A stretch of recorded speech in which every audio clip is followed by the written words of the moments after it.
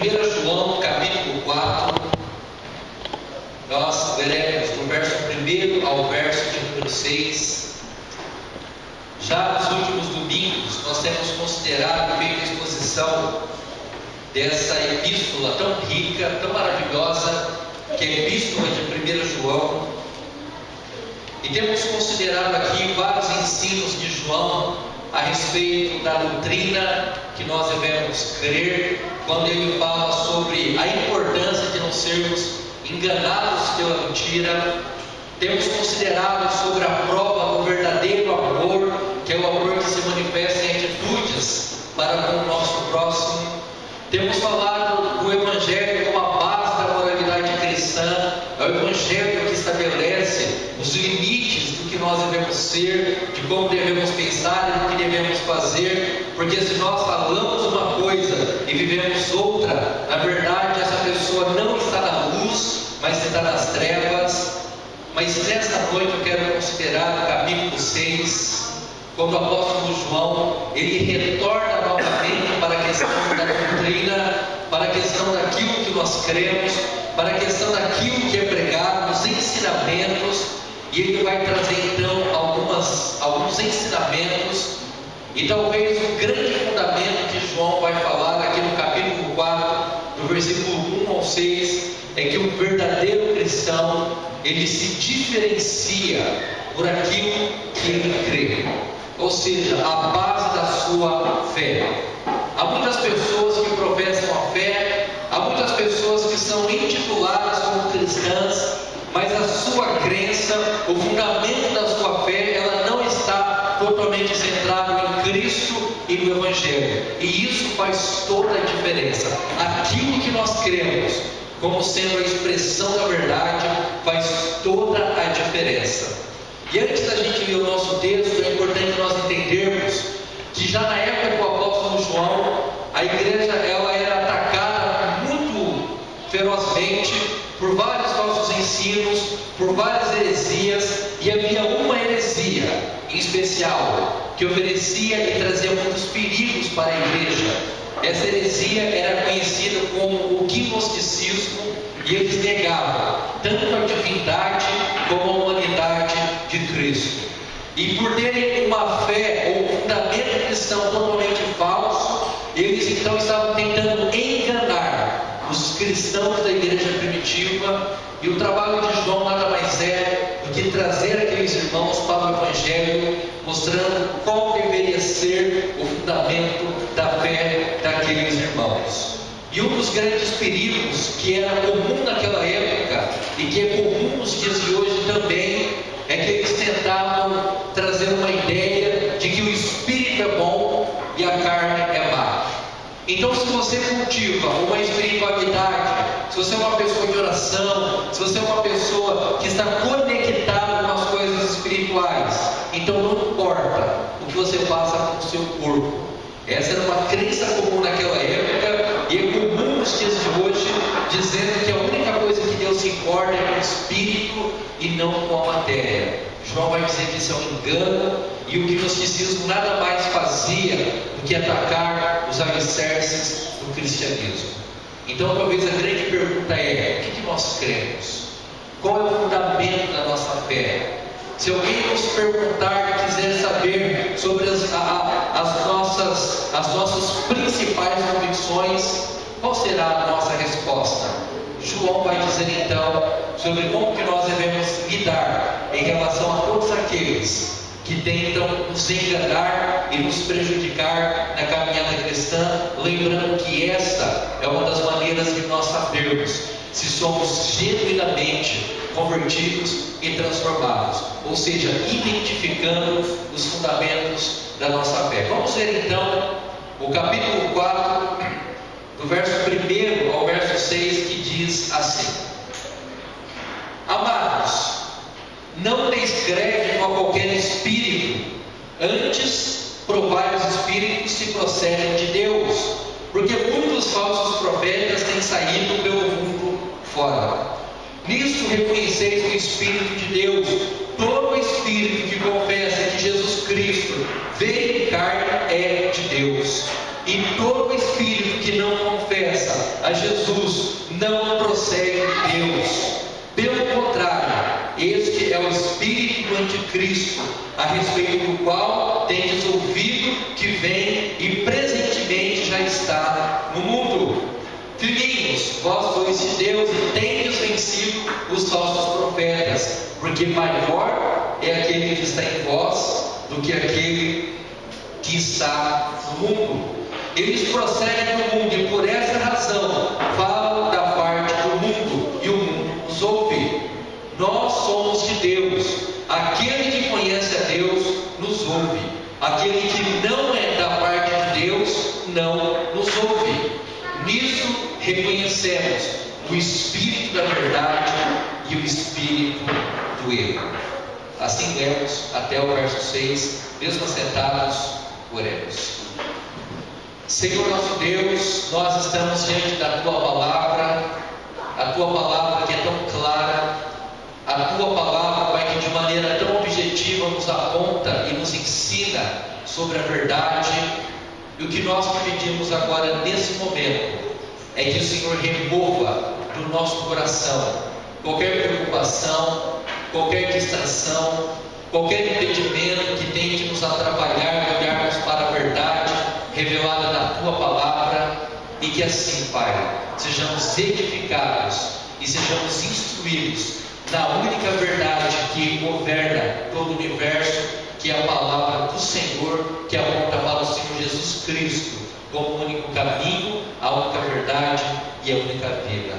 Abra os nossos olhos e que vejamos a Tua palavra tão clara como ela é, e assim sejamos guiados por ela, que certamente nos conduzirá para a torre segura que é o Senhor.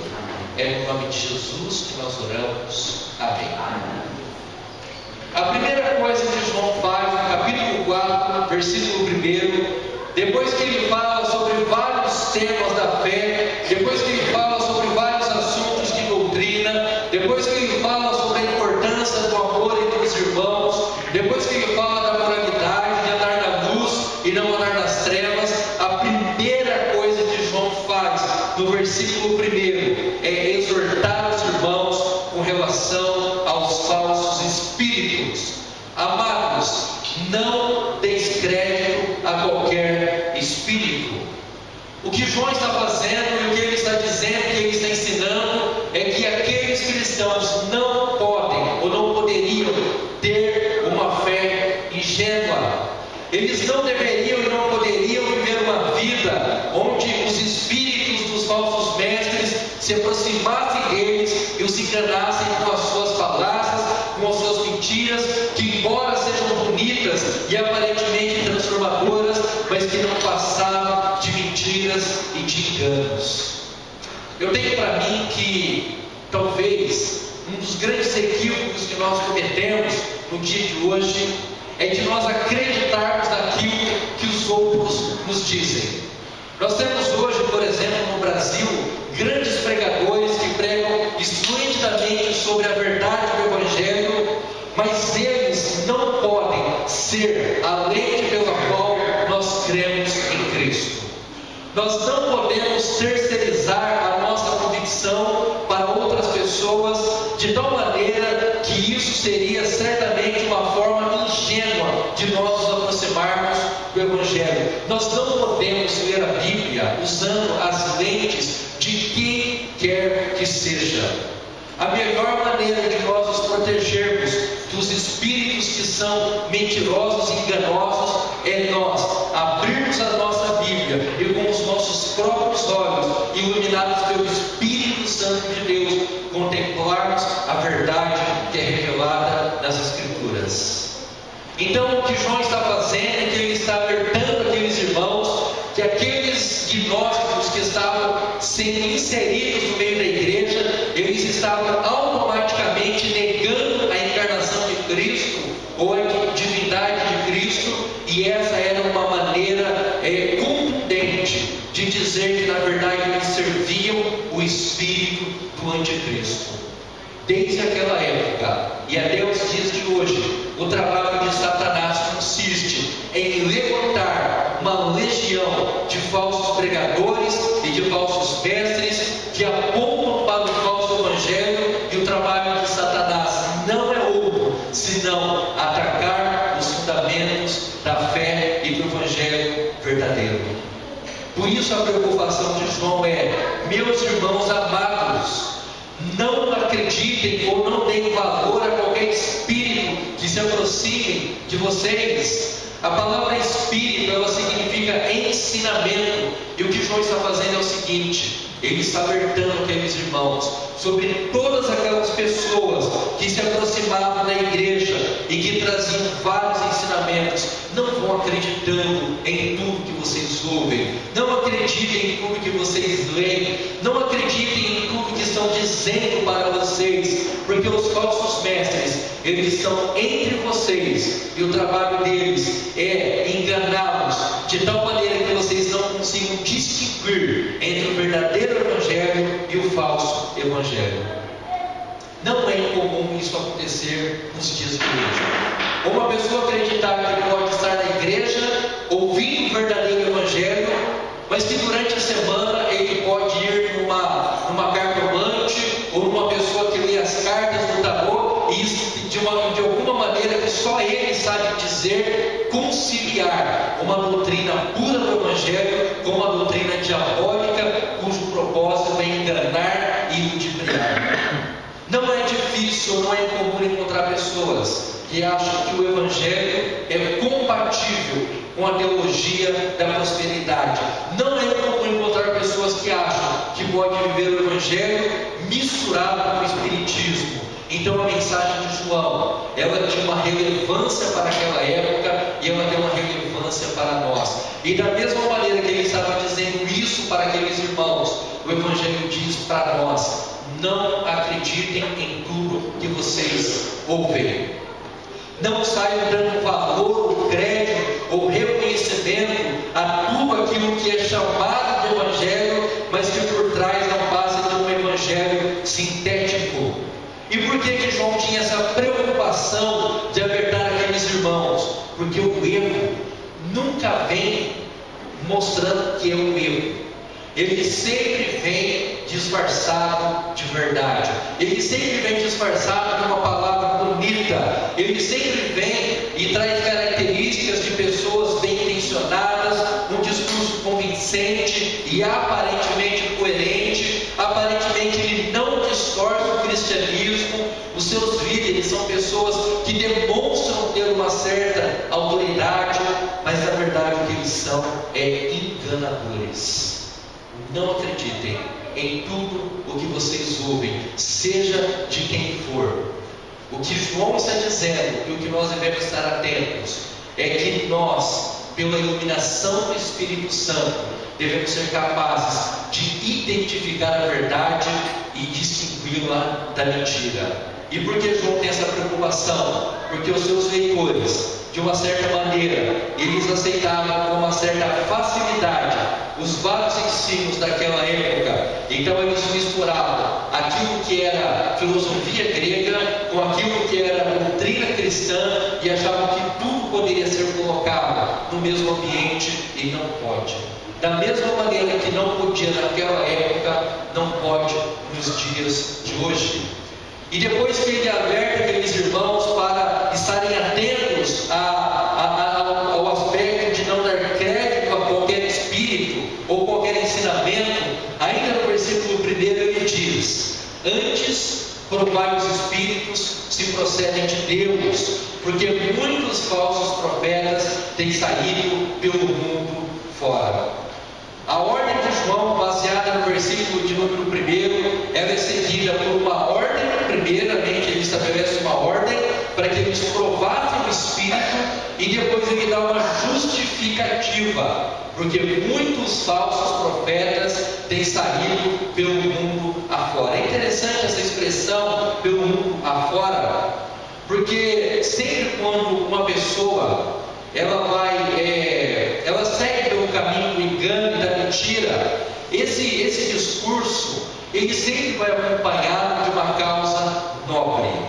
Pessoas que são enviadas para lugares longes, pessoas que são denominados missionários, pregadores da verdade, Então, muito provavelmente, as pessoas saíam de alguns lugares distantes, iam até aquela região, dizendo que eram missionários enviados por Deus para pregar a verdade, mas a verdade isso não passava de um discurso sedutor. Ainda me lembro que alguns anos atrás eu estava na minha casa, chegou um rapaz dizendo que era pastor, acompanhado do seu filho. Você via claramente que ele não tinha uma coerência no seu discurso. Ele começou falando do Evangelho, quando eu menos esperava, ele já estava pedindo dinheiro, depois ele já queria entrar na minha casa, e você via claramente que ele era um enganador. Ainda ontem nós vimos aqui na cidade de Palmares, quando algumas pessoas muito mal intencionadas ligaram para os comércios, tentando enganar as pessoas, usando uma linguagem do terror, e elas têm uma coisa em comum. Uns usam a linguagem do terror, outros usam a linguagem do amor, mas o objetivo é sempre o mesmo: enganar os seus ouvintes e trazer prejuízos e danos, porque todo charlatão, ele sempre tem um alto poder de convencimento, que é fazer as pessoas acreditarem nas suas histórias. Por isso João está dizendo: tome cuidado, porque no meio de vocês tem surgido muitos falsos profetas e falsos mestres que não procedem de Deus, cujo objetivo deles nada mais é do que enganá-los. E quando ele fala de provar o Espírito, ele está usando um termo grego muito interessante, que é a mesma palavra que era usada no sentido de provar a autenticidade de alguma coisa. Todos nós sabemos que para ver a autenticidade de um ovo, por exemplo, ele precisa ser refinado em altas temperaturas do fogo. Nenhuma impureza sobrevive ao calor do fogo, exceto quando o metal é verdadeiro. Então, quando alguém se aproximar de vocês, quando alguém tentar enganá-los ou tentar trazer uma mensagem que soe estranha ao ouvido de vocês, independente de quem venha, a grande recomendação de João é: procure identificar e provar e testar para ver se essa mensagem ela realmente é coerente, se ela é verdadeira e principalmente se ela está alicerçada na santa palavra do Senhor. E somente o Espírito Santo que pode nos capacitar e nos proteger, não somente do engano, da mentira, da doutrina, mas de toda forma de engano. Muitas vezes nós somos tão ingênuos, acreditamos em tantas coisas, somos levados por tantas mentiras, cedemos com tanta facilidade a tantos discursos. Então a recomendação de João, ela de uma certa maneira é uma recomendação para que nós aprendamos a viver na verdade em todo momento da nossa vida. Nós precisamos ser como os crentes de Bereia, que avaliavam tudo à luz da palavra de Deus, e sempre atentos para o fato de que a verdadeira fé, ela sempre nos capacita a distinguirmos o erro da mentira. E aí, quando ele chega no versículo 2 e no versículo 3, ele vai fazer alguns esclarecimentos sobre o porquê dessas recomendações. E ele diz: nisto reconheceis o Espírito de Deus. Todo espírito que confessa que Jesus Cristo veio em carne é de Deus, e todo espírito que não confessa Jesus não procede de Deus. Pelo contrário, esse é o espírito do anticristo, a respeito do qual tendes ouvido que vem e presentemente já está no mundo. Então, naquela época, João está alertando aqueles irmãos para o fato de que havia um espírito do engano que estava infiltrando dentro da igreja, e esse espírito ele permanece até o dia de hoje. Ele identifica esse espírito como sendo o espírito do anticristo. Nós sabemos que o anticristo é alguém que vai aparecer no final dos tempos. A Bíblia fala sobre o anticristo no livro de Apocalipse. Então nós sabemos que em algum momento se levantará alguém que tentará ocupar o lugar de Cristo e tentará se comportar e se colocar contra Cristo. Mas não se esqueça que que embora essa pessoa, esse alguém, ele ainda não tenha aparecido claramente e visivelmente, mas o seu espírito já está presente no mundo desde sempre. E a Bíblia vai nos ensinar que por trás do espírito está o próprio diabo, que está tentando enganar, ludibriar e prejudicar as pessoas. Então nós só podemos confiar no espírito de ensino, no sentido de ensino, quando ele é provado e autenticado, e quando ele é comprovado na sua origem pela própria palavra de Deus. O Nicodemos, o pastor Augusto Nicodemos, falando sobre esse versículo, ele disse que o anticristo é uma figura escatológica sombria que virá no fim dos tempos, cuja característica principal é a guerra contra Deus ou contra o povo de Deus, e o seu desejo é ocupar o lugar de Deus. Ele virá no poder do grande anticristo e tem o seu caminho preparado, e o seu surgimento facilitado pelos outros anticristos menores, o espírito do erro que opera e dispõe a mente das palavras para ele. Então, todo o trabalho do diabo é levantar os seus falsos mestres, os seus falsos líderes, os seus falsos pastores, para que eles preparem o caminho para os grandes projetos de Satanás. E como que nós nos protegemos do engano? Sempre alicerçados na mentira. Mas aí, chegando no versículo 4, João faz uma afirmação maravilhosa, quando ele afirma: filhinhos, vós sois de Deus, e tendes vencido os falsos profetas, porque maior é aquele que está em vós do que aquele que está no mundo. Ele faz uma transição dos falsos profetas para os verdadeiros cristãos. Os falsos profetas são governados pela mentira e pelo espírito do anticristo.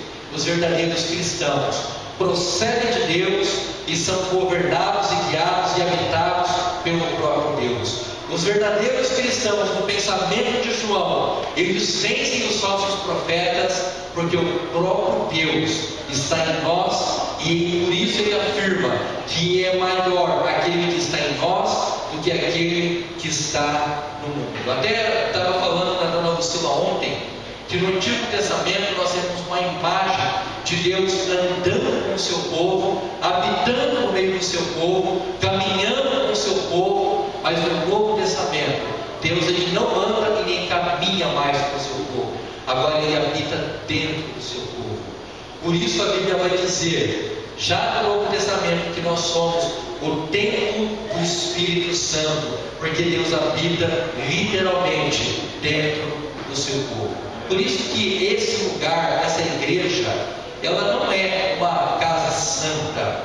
Na verdade, o que é santo é a casa onde Deus habita. E se Deus habita em nós, como nós cremos que assim Ele é e faz, então nós somos a habitação santa e santificada pelo Senhor.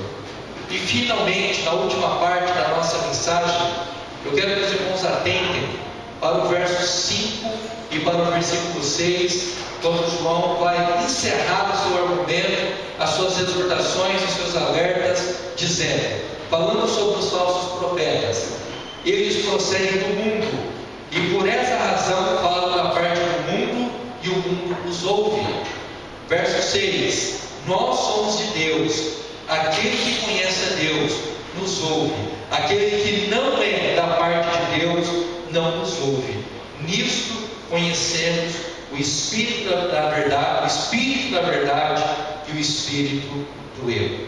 Então veja que o que João está fazendo nada mais é do que fazer uma comparação entre o Espírito da verdade, que está fundamentado no Evangelho e que é governado pelo Espírito Santo, e o Espírito do engano, que na verdade é uma mensagem adulterada, ela é sintética, ela não tem fundamentos firmes, ela até pode ter uma aparência de verdade, mas os seus fundamentos são mentirosos. Então nós encerramos essa mensagem dizendo que nós não devemos acreditar em tudo que nós ouvimos. Nós devemos avaliar todas as coisas pela palavra de Deus na sua forma simples, clara e objetiva. Qualquer ensinamento que de alguma maneira ele venha negar aquilo que o Senhor Jesus Cristo é na sua essência, ela deve ser desprezada, ela deve ser rechaçada e ela não deve fazer parte do nosso coração. Devemos tomar cuidado com todas as formas de mentiras e de enganos, porque elas sempre vêm disfarçadas de coisas bonitas e belas. Talvez esse seja o maior problema do pecado, ou daquilo que Provérbios define como pecado exemplificado numa bela mulher. Ele sempre é bonito aos nossos olhos, mas o final sempre está relacionado com a morte, o inferno e a condenação. E como que nós fazemos tudo isso? E aí nós terminamos então dizendo que só há uma forma de você identificar a verdade da mentira, é ter uma experiência real com Jesus e com a verdade.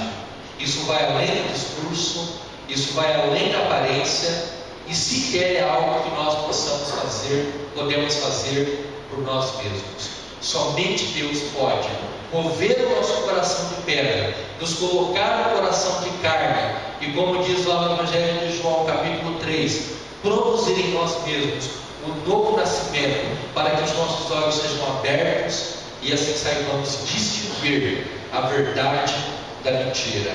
Como diz no finalzinho do versículo 6, nisto conhecemos o Espírito da verdade, o Espírito da mentira.